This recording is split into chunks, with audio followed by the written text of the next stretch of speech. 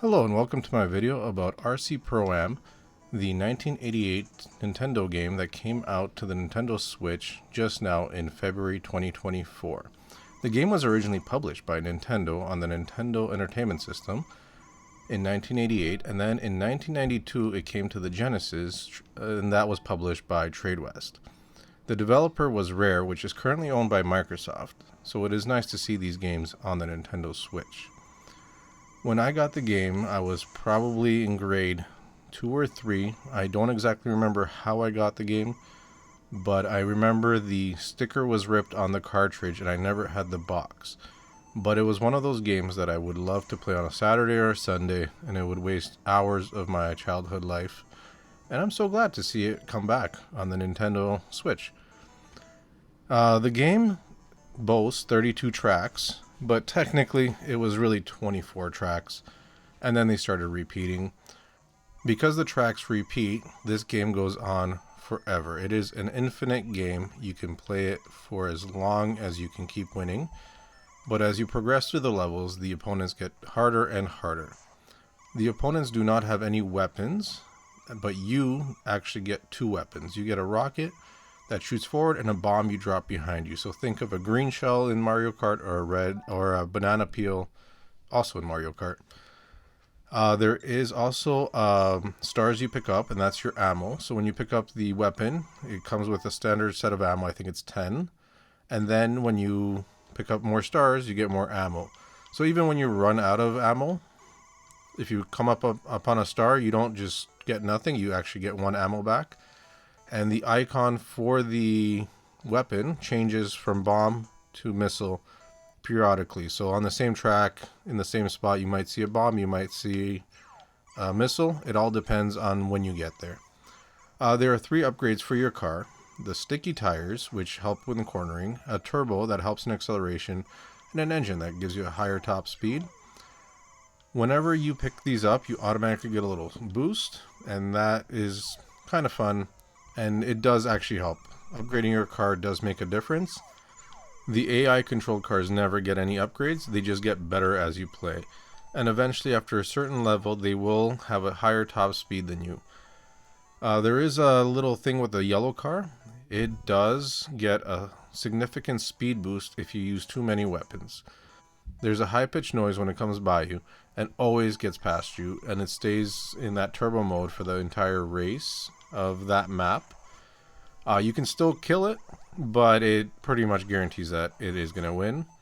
As long as you place in the top 3, you will always advance to the next level.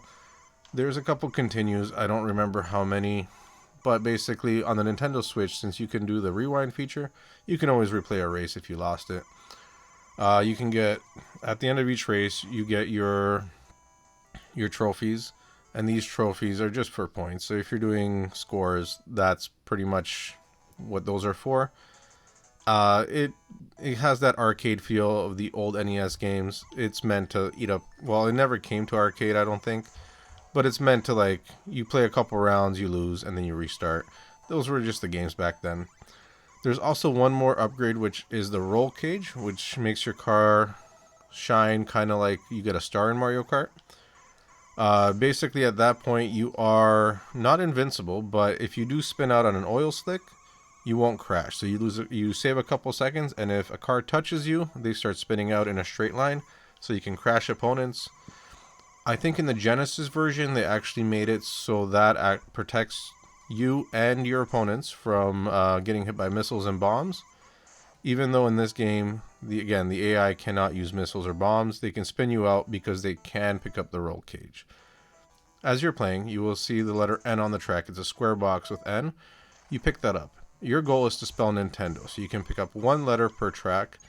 And since Nintendo has 8 letters, you essentially get an upgrade after 8 tracks if you get it every single time. Like on every single track, if you manage to pick up that upgrade, you will get a new car. There's 3 cars in total. You start off with the pickup truck, then you go into like a SUV, like a Ford Bronco style in the 90s or 80s, and then the last one you get the little RC car that you see on the cover and on the box art.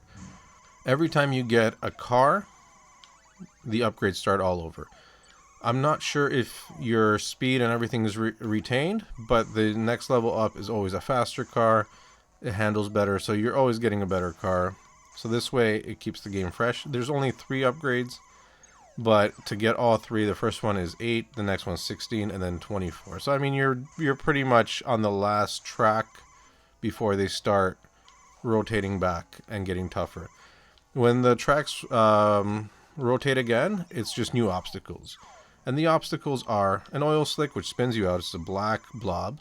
Then you get a puddle, which is a blue blob, and that just slows you down. And then you get rain clouds, which is basically a moving puddle. It moves back and forth on the track, basically, so it's not in one static area.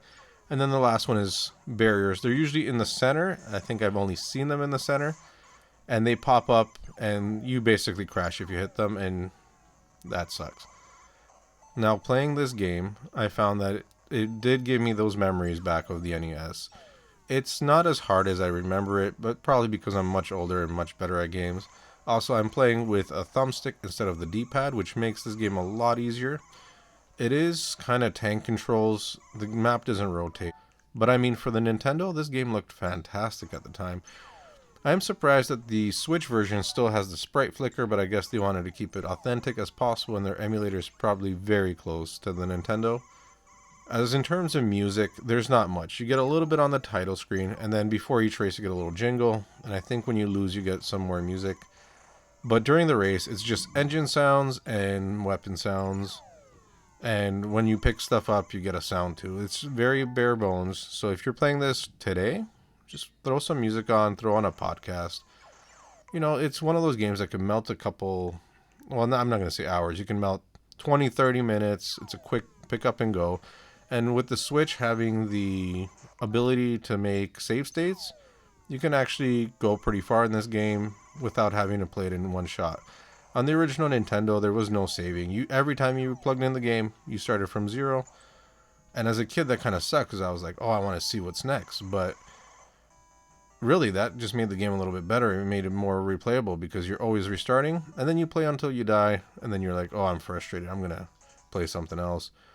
You know, as, what was I, 9, 10-year-old, that was perfect, I think. And even now, at my age, which is old, but it just feels the same. It just, you can play it for a bit, and then you put it down, and there's no problems. Like, you're not, oh, what's next? Because it's just an arcade game. It's very arcadey. It still looks good for what it is. I mean, it is a Nintendo game, you have to remember. And it still plays fun. I mean, this is before Mario Kart was ever invented.